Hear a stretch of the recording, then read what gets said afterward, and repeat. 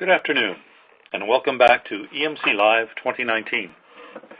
I'm John Blyler with Interference Technology here in Philadelphia. As the producers of EMCLIVE, we'd like to thank you for joining us today. We'd also like to extend a special thanks to AR, our gold sponsor for this year's event. Our next presenter is Paul Duxbury, who oversees European sales for MVG, Microwave Vision Group.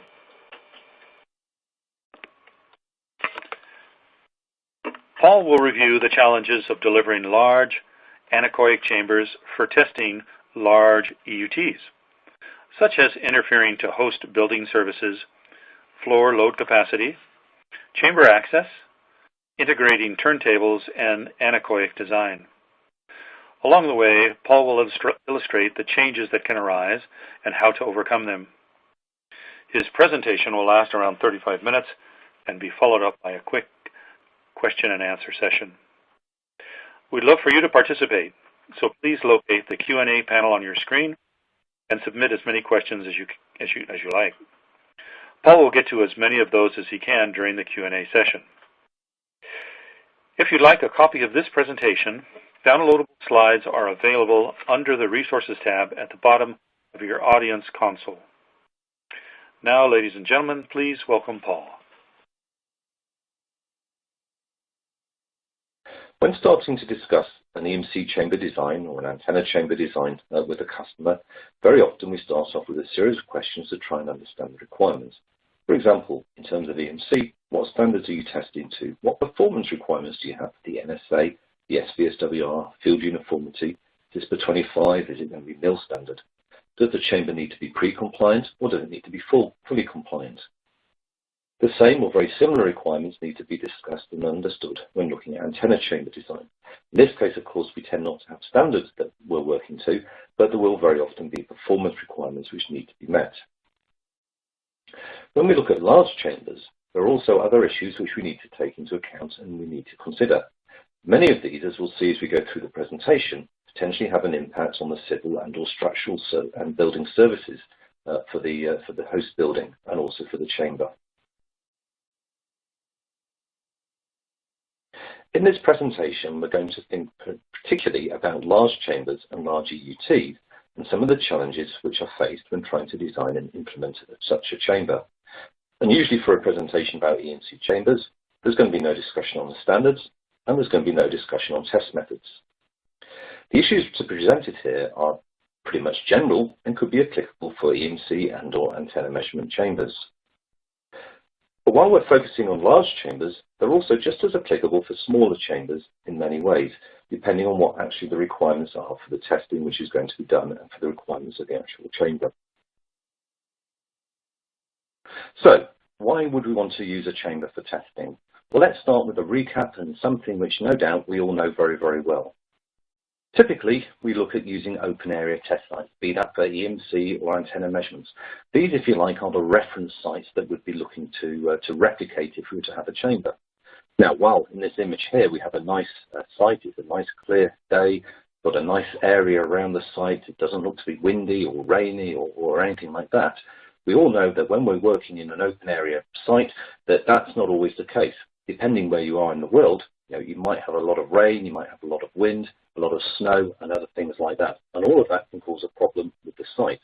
Not only that, of course, there can be a lot of other signals which may well be interfering, or not necessarily interfering, but which could be causing problems on the site when you're actually trying to do your measurements. So, open area sites work well, but as just mentioned, they can have issues associated with them as well. The chamber, on the other hand, gives us many advantages. It reduces all external influences, so obviously ambient signals in the environment we're not going to be seeing inside the chamber. It also reduces reflections and scattering from nearby objects. Of course, in a chamber, we're putting an absorber in there as well. We start off with the metal box of the chamber, and we use the absorber to reduce the reflections. We get a compact environment, so it may well be that we're able to do measurements in a much smaller space than we could do if we're on an open area site. And we're trying to simulate the free space environment, if you like. And that's why we have the absorber in the chamber to actually mimic that free space environment. And crucially, of course, A chamber is going to be weatherproof, so we're never going to be influenced by bad weather. That's never going to stop us in terms of taking on our test program and doing the measurements which we need to get done. When we're looking to integrate a chamber into a building, be that an existing building or a new host building, there are several challenges and issues which we need to make sure we cover. Firstly, we need to make sure we have the space that we need available for the chamber. In some cases, the host building may not be big enough. In other cases, if it's a new building, we might be looking at trying to actually design it around the requirements for the chamber. It might be that there are special considerations which you need to take into account. For example, as we'll see later on, if we need to have pits in the floor of the chamber to handle turntables. We also need to think about where the host building columns and where the host building ceiling beams are located. Some of these may be restricting where we can actually place the chamber or the sizes of the chamber. It might be that we need to take special measures to try and work around these and come up with different solutions. Other things we need to be aware of in building is what the access or the restrictions are to the location where the chamber is going to be installed. Obviously, when we're installing chambers, we need to get all the materials into the location, but likewise, from a customer point of view, you need to be able to get your EUT into the chamber location. If that's a vehicle of some description, you need to make sure you've got a clear path to actually get it to the chamber door. And as I've already just mentioned, do we need pits in the host building floor? This is something that then needs to be taken into account in actual civil design and the civil engineering aspects of the host building. One of the very important things which we need to take into account when we're looking to put a chamber in a building is understanding what the requirements are going to be on for the floor of the building. Obviously, the chamber is going to sit on the floor of the host building, be that on the ground floor or be that on a higher up floor within the building. Now, that means we need to understand the loads which are going to be imposed by the chamber onto the floor and also the distribution of those loads. If we're on a ground floor, typically maybe we're going to be on a concrete slab. So again, typically that's going to be okay. But if we're on a first floor or a higher floor, maybe we're on a raised floor, or again, it might be a slab, but the slab may not be designed for as much load as we might be putting there. So understanding chamber loads is very, very important. Now, what's key here is to understand early on that the loads are not evenly distributed across the chamber. Very often people ask for the floor loading, what's that actually going to be? But it's not the floor loading, which is usually the highest load.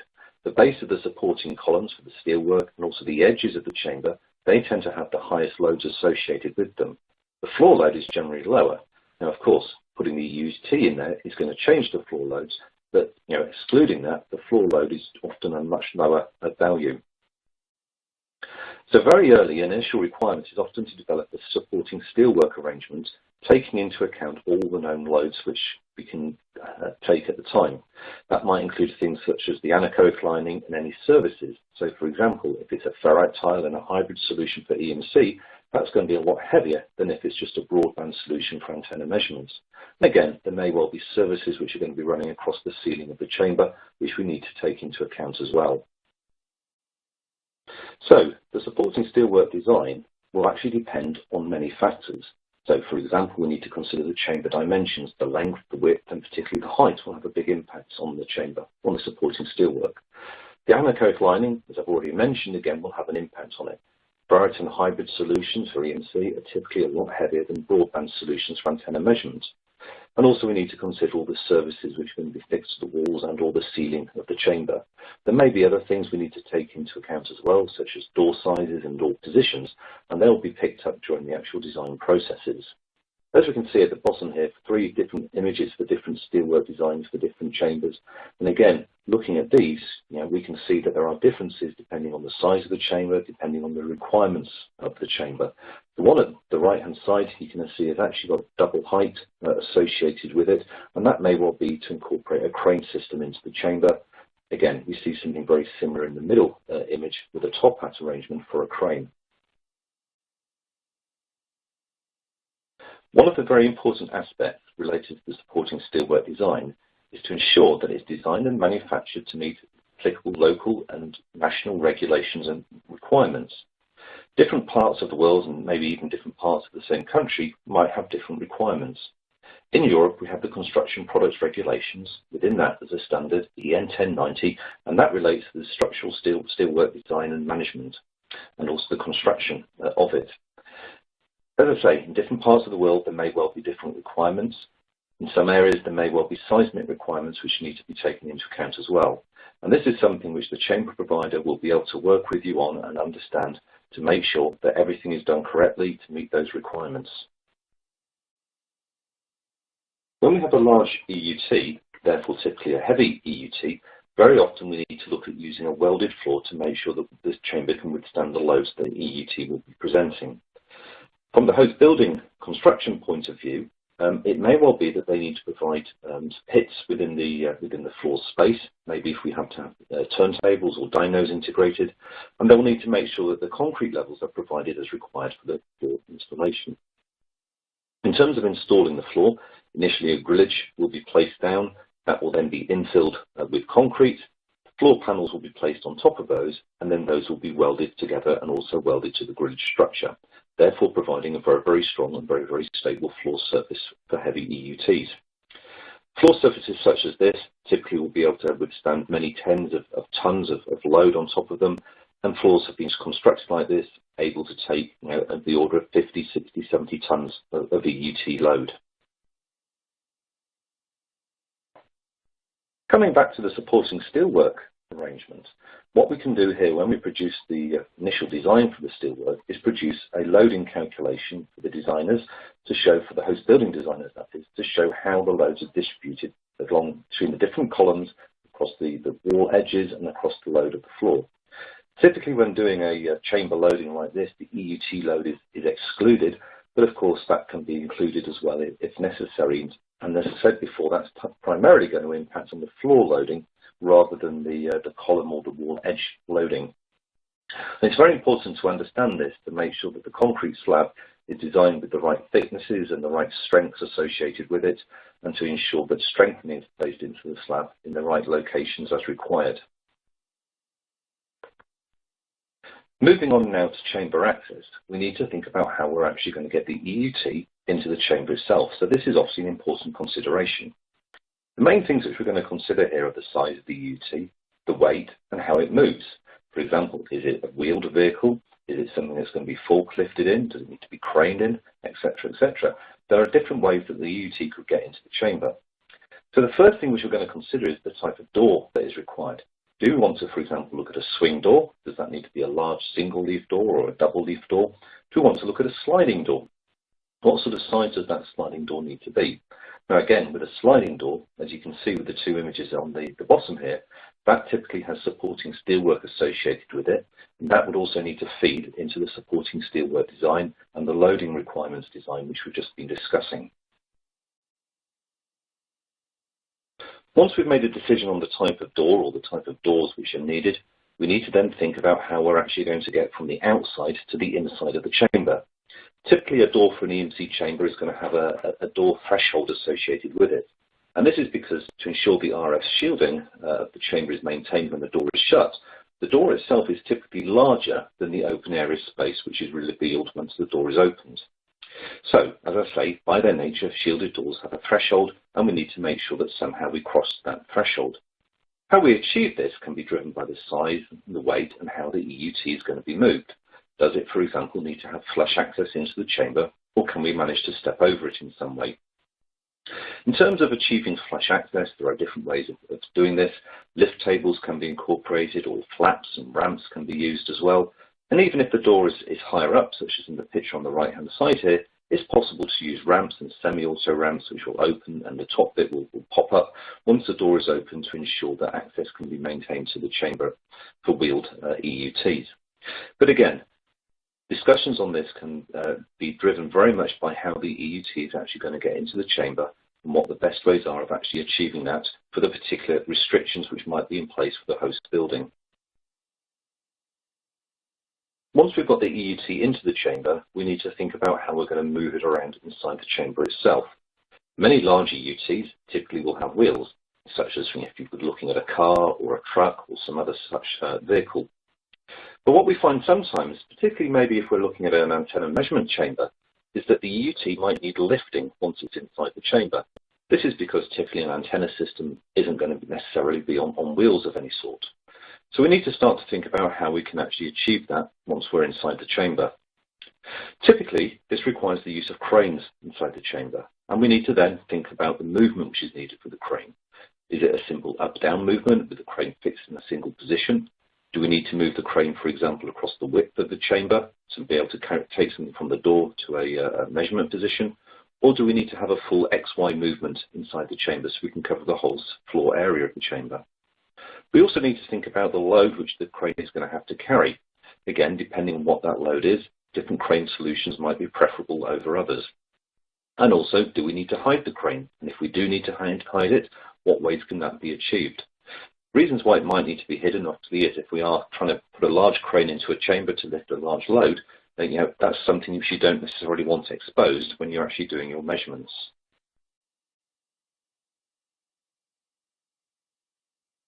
So here we see some examples of different cranes inside chambers.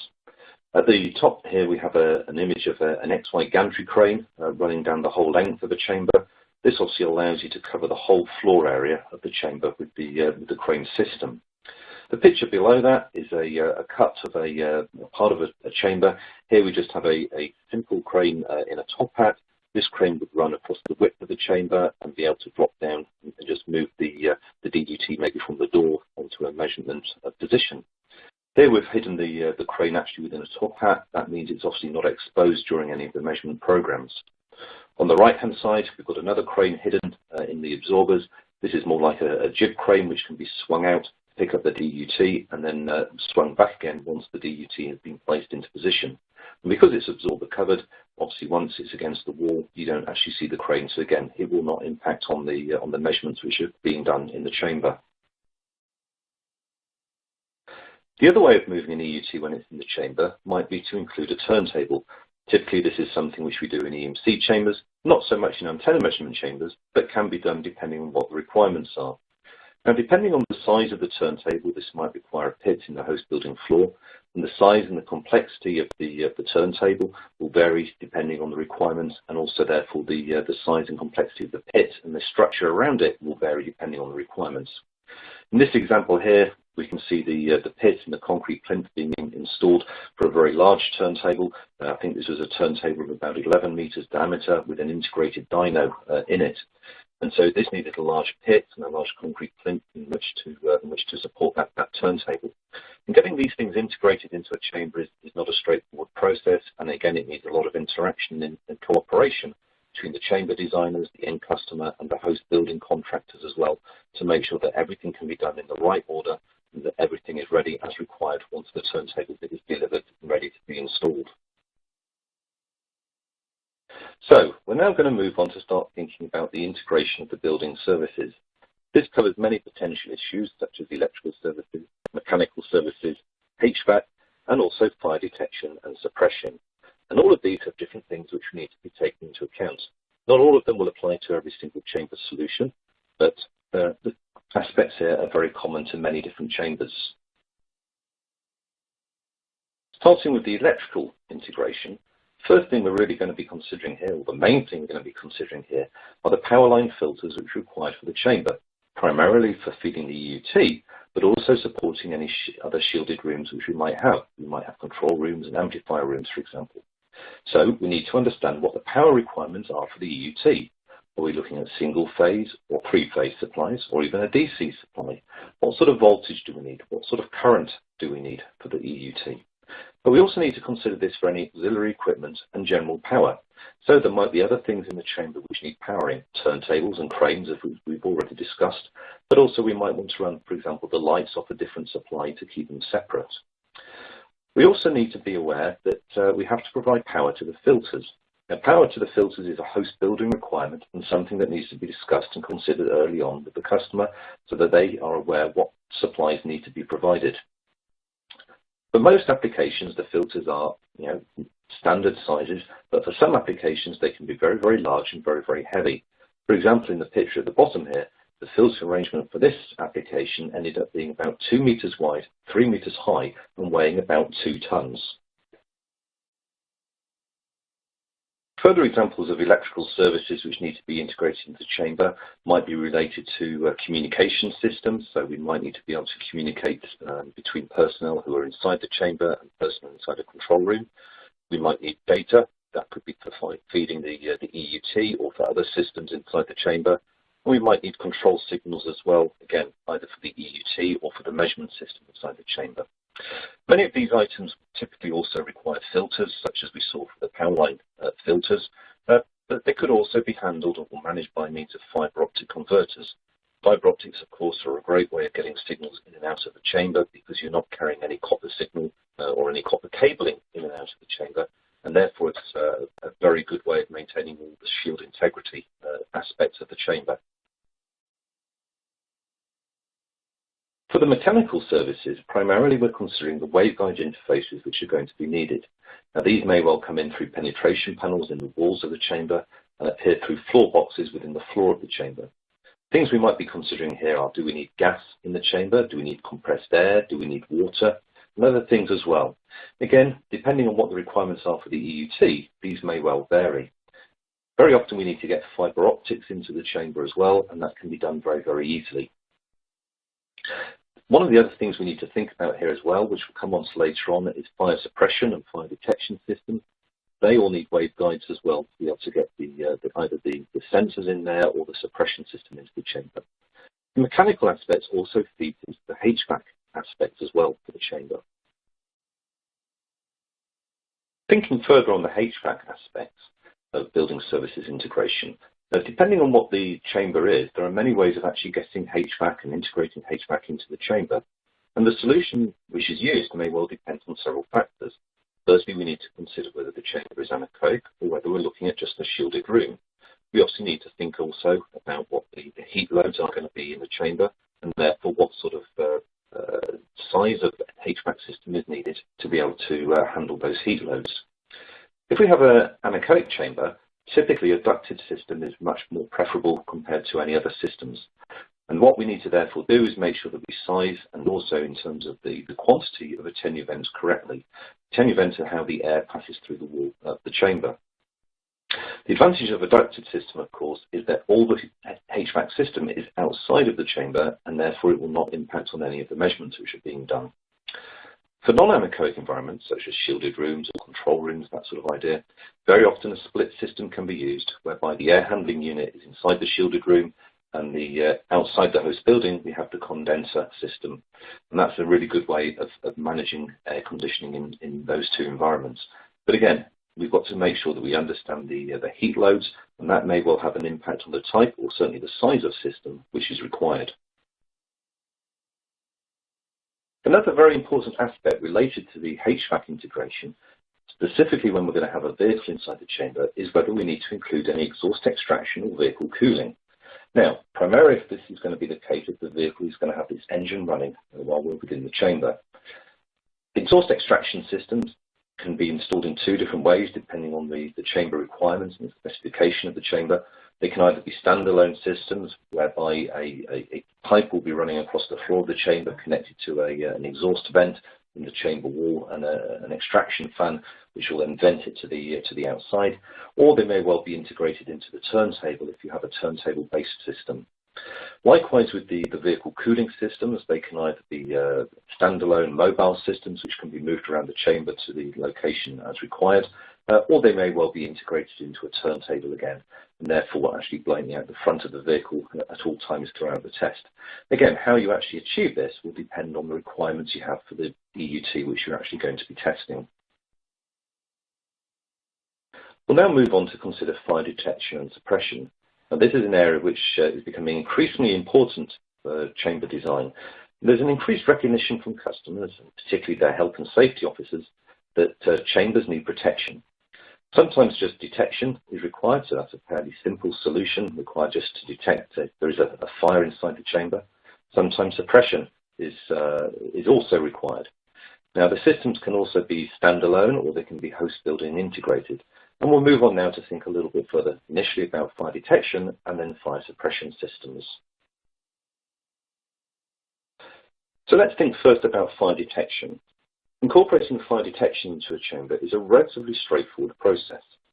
Typically, we use a gas aspirating system. These are much more preferable compared to a standard smoke detector. Gas aspirating systems are a very common solution. They're very easy to install, and they're relatively low cost, certainly in the scheme of a large chamber. One of the advantages of the gas aspirating system is there is no electronics inside the chamber. All the monitoring and all the control for the fire detection system is outside of the chamber. Also, all the pipework for the fire detection system is running external to the chamber, typically across the roof and down the walls. All that protrudes into the chamber is small lengths of plastic pipework, just so that the air can be sampled from within the chamber. Typically, systems like this are supplied as a standalone solution, but they're very easy to integrate into a host building management system as well, therefore allowing the chamber to be seen on the main building control panel. While these are designed primarily for fire detection, they can also be extended to include the detection of many other gases. This is very important if you're going to have particularly vehicles inside the chamber with the engines running. So maybe we could be looking for carbon monoxide or carbon dioxide, nitrogen dioxide or methane or any other gases as applicable. The fire suppression system is slightly more complicated to integrate into a chamber. Before we can even start integrating it, we need to think about various questions to understand what sort of suppression system is going to be needed. So, for example, what are the ignition sources going to be inside the chamber? What fuels might be inside the chamber as well? From that, we can start to consider what the right suppression agent is. We also need to take into account the volume of the chamber and any other areas which are going to be protected, including under the floor if we have a false floor inside the chamber. Also, we need to consider any prevailing local requirements and regulations with regard to fire suppression systems. Now, typically, a chamber company is not a fire suppression organisation, and therefore it's often that a specialist third party is brought in to help provide and integrate the fire suppression system. One of the other things to take into account here, particularly when using a gas-based system, a gas-based suppression system, is that they can take up a lot of space for the storage of the gas tanks. And this is something which is typically going to be outside of the chamber and therefore needs to be allowed for in the host building design and the integration of the chamber and all the associated equipment into the host building. The last aspect which we're going to consider here is the anechoic design, so the absorber design which is going to be used inside the chamber. Typically for EMC applications, this is driven by the standards which are being tested against. Within those standards, as we know, there are certain requirements and they lead to a certain absorber design to make sure that we can meet those requirements. The size of the chamber and the EUT has some, but not an overriding impact on the absorber design which is going to be used. So, for example, the images below, we might be seeing that we can use, in a compact chamber, we can use relatively small absorbers. In a 10-metre EMC chamber, we might be using a combination of, for example, 12, 18 and 30-inch absorbers. And in a mill standard chamber, such as on the right-hand side here, we might be using a 20-inch absorber. And the absorber design, as I say, will depend primarily on the standard, more so than on the actual EUT which we're going to be testing. But again, this is still important to take into account because it may well have an influence on the steelwork and the supporting structures which are needed for the chamber. And the reason for that, of course, is that if we have a large antenna chamber, or particularly large antenna chamber, depending on the frequency of interest, it might be that we need to use very, very large absorbers. So understanding that absorber design, especially if they are large and therefore heavy, that feeds into the structural design and consequently the chamber loads, which feeds back also to the host building floor requirements. So if we take an example, here we have a photograph of the MVG AEP 72 pyramidal absorbers. This is about 1.8 meters high, 72 inches, and each piece of absorber weighs approximately 19 kilograms. So you can see that very quickly, within a meter square, you're going to be having the best part of sort of 60 kilograms of load on the chamber. So that's an important load to be taken into account, particularly if the chamber is very, very large, because all of that has to be dissipated through the supporting steelwork and the walls of the chamber. And that will then have an impact on the actual steelwork design and also the floor requirements which are needed for the host building. So, to conclude and in summary, as we've been discussing, there are many advantages of using a chamber for EMC and antenna measurement programs. Primarily, this is because the chamber provides a controlled and repeatable test environment, and also an environment which is not going to be impacted by bad weather. When trying to integrate a large chamber for EMC or antenna testing, several challenges and issues need to be considered, and we've gone through a number of these different issues. All of these, though, typically a chamber supplier will have come across before, and therefore typically will have a solution to them. and if they don't have an immediate solution, may well be able to adapt one from something which they have done previously. Early engagement with the chamber supplier, especially if you're designing a new host building, can be very advantageous. Even if it's an existing host building, it's very advantageous. The chamber supplier can provide a useful sounding board to ensure all aspects have been considered, and also to provide very valuable inputs into the design process for the host building. Therefore, the chamber you end up with will be the chamber you require, and not one which has had to be compromised because of some aspect which has not been considered earlier in the process.